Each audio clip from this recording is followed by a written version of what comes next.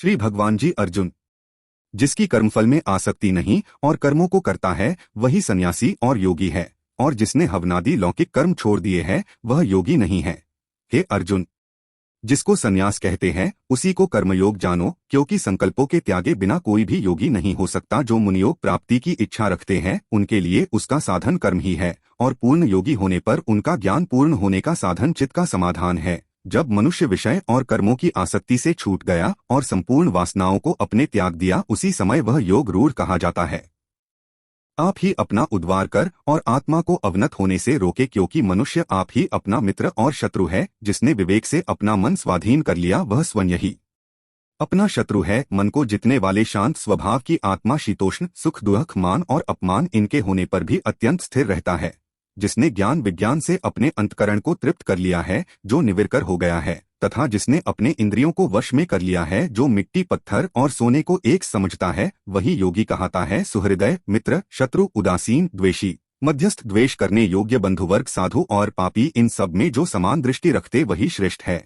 योगी पुरुष जो मन और आत्मा को अपने वश में करके वासनाओं और समस्त प्रपंचों को त्याग किसी एकांत स्थान में बैठे निरंतर चित्त को समाधि में लगाना चाहिए। योगी निर्मल स्थान में पहले कुश, उसके ऊपर मृगादिकों का चर्म और उसके ऊपर वस्त्र बिछावे। स्थान टी तो बहुत ऊंचा न बहुत नीचा हो, उसी पर मन को एकाग्र करके चित्त इंद्रियों को रोककर बैठना चाहिए। आत्मा शुद्धि के लिए योग करना चाहिए। शरीर मस्तक और गर्दन को सम करके अचल होकर स्थिर होवे और अपनी नाक के अग्रभाग को देखता हुआ सब दिशाओं से अपनी दृष्टि हटाए रहे। भय रहित होकर शांत चित्त से ब्रह्मचर्य व्रत पालन कर मन को रोककर मुझ में ही लीन हो मन को योग में लगावे। इस प्रकार मन को वश में रखने वाले योगी को निरंतर योग अभ्यास करते रहते से मुझ में रहने वाला और अंत में निर्वाण पद अर्थात मेरे स्वरूप में लीन करने वाली शांति प्राप्त होती है।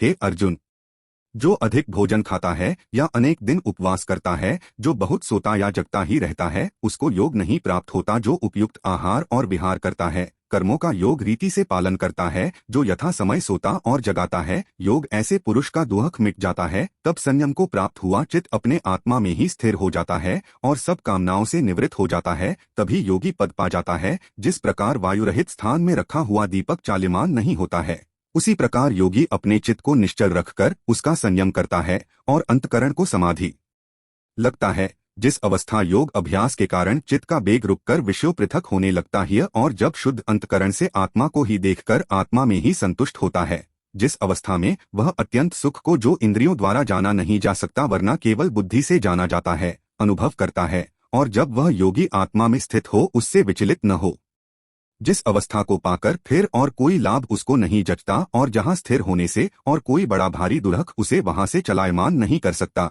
इस अवस्था को दुहक संयोग वियोग कारक योग नामक जानना।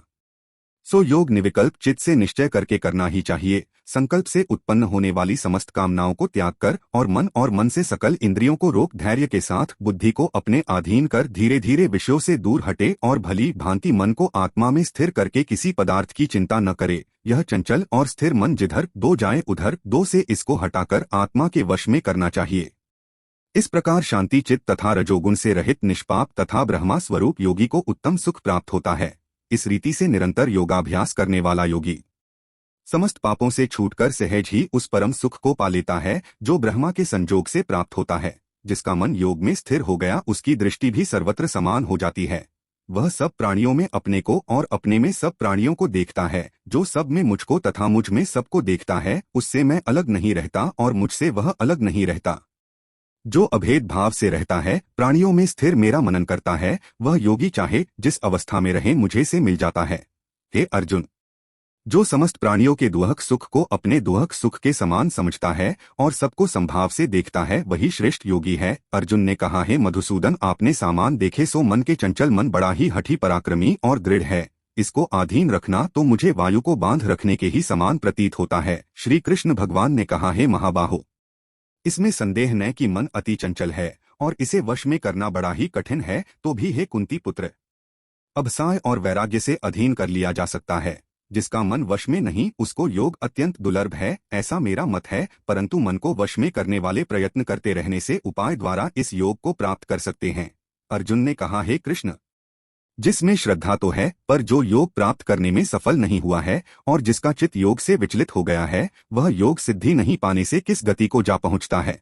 हे महाबाहो, जिसको पहला आश्रय भी गया और ब्रह्मा प्राप्ति भी नहीं हुई, वह दोनों ओर से भ्रष्ट होकर विच्छिन्न मेघ के समान नष्ट तो नहीं हो जाता। हे कृष्ण, मेरा यह संदेह आपको ही दूर करना पड़ेगा, इसको दूर करने वाला आपके अतिरिक्त कोई अन्य नहीं है। श्री भगवान जी बोले, हे तात पार्थ, उसका नाश नहीं होगा और परलोक में भी नहीं होगा, क्योंकि उत्तम कार्य करने वाले किसी मनुष्य की दुर्गति नहीं होती। वह योग में असफल मनुष्य बहुत दिनों तक पुण्यवानों को प्राप्त होने वाले लोकों में वास करता है और वहां से फिर किसी पवित्र और धनवान के घर में आकर जन्मता है, अथवा वह बुद्धिमान योगियों के ही कुल में जन्म पाता है। इस प्रकार का जन्म पाना भी इस लोक में बड़ा ही दुर्लभ है। हे कुरुनंदन, यह योगियों के वश में जन्म लेकर पूर्व जन्म के बुद्धि संस्कार अर्थात आत्मा ज्ञान को पता है और उससे अधिक सिद्धि के लिए यत्न करता है। पूर्व जन्म में किए योगाभ्यास के बल से अनेक विघ्नों के पड़ने पर भी वह मोक्ष को प्राप्त होता है। योग को यदि केवल इच्छा हो तो भी पुरुष शब्द ब्रह्मा के परे जा पहुँचता है। बड़े श्रम और यत्न से जो योगाभ्यास करता है वह पापों से शुद्ध होकर अनेक जन्मों में परिश्रम करके सफल होता है और परमति को पाता है। बड़े बड़े तपस्वियों से योगी श्रेष्ठ है, ज्ञानियों से भी योगी श्रेष्ठ है। इसलिए हे अर्जुन, तुम योगी बनो। केवल मुझे में मन लगकर मेरी प्राप्ति के लिए जो मेरा भजन करता है उसको समस्त योगियों के मध्य में मैंने अत्यंत श्रेष्ठ माना है। श्री भगवान बोले, हे लक्ष्मी। छठा अध्याय महात्म्य सुन। गोदावरी नदी के तट पर एक नगर था। वहाँ एक जनश्रुति राजा था। वह बड़ा धर्मज्ञ था। एक दिन उस नगर में हंस उड़ते उड़ते आ निकले। उसमें से एक बैठता ही उतावला उड़ गया। तब नगर के पंडितों ने कहा, हे हंस, तू ऐसा उतावला उड़ा है क्या? तू राजा जनश्रुति से आगे ही स्वर्ग को जाना चाहता है? तब उन पक्षियों में जो सरदार था उसने कहा, इस राजा से भी एक रयत मुनि श्रुति श्रेष्ठ है, वह बैकुंठ का अधिकारी होवेगा। बैकुंठ लोक स्वर्ग से ऊंचा है। जब यह वार्ता राजा ने श्रवण की तब मन में विचार करी कि मेरे से उसका पुण्य होवेगा जिकी यह हंस स्तुति करते हैं। ये विचार के कहा, उसका दर्शन करिए। राजा ने सारथी से रथ मंगवाकर सवारी करी। प्रथम बनारस श्री काशी जी में जाकर गंगा में स्नान किया, दान किया और महाराज का दर्शन किया। फिर लोगों से पूछा, यहाँ कोई रयत मुनि भी है? लोगों ने कहा, नहीं। तब राजा दक्षिणी दिशा को गया, द्वारकानाथ को परसा, वहां स्थान ध्यान कर दान किया। लोगों से पूछा, यहाँ कोई रयत मुनि है? उन्होंने कहा, नहीं। तब राजा पश्चिम दिशा को गया, जहाँ तीर्थों पर जावे वहां जाकर दान स्नान कर रयत मुनि को पूछे। फिर राजा ने उत्तर दिशा को जाकर बद्रीनारायण जी निकले, वहां राजा का रथ चले नहीं। तब राजा ने कहा, मैंने सकल धरती की प्रदक्षिणा करी है, किसी स्थान पर रथ नहीं अटका। यहाँ कोई ऐसा पुण्यात्मा रहते हैं जिसके तेज से मेरा रथ नहीं चलता। तब राजा रथ से उतरकर आगे चला, देखे तो एक पर्वत की कंदरा में अतीत बैठा है। उसके तेज से बहुत प्रकाश हो रहा है, जैसे सूर्य की किरणों होती है।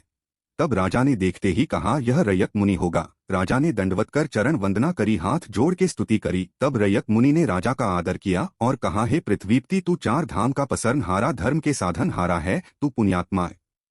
तब राजा ने मुनि से पूछा कि आपका तेज ऐसा किसके बल से है? तब मुनि ने कहा, हे राजा, मैं नित्य प्रति गीता जी के 6वें अध्याय का पाठ करता हूँ। इस कंदरा में इसी का उजाला है।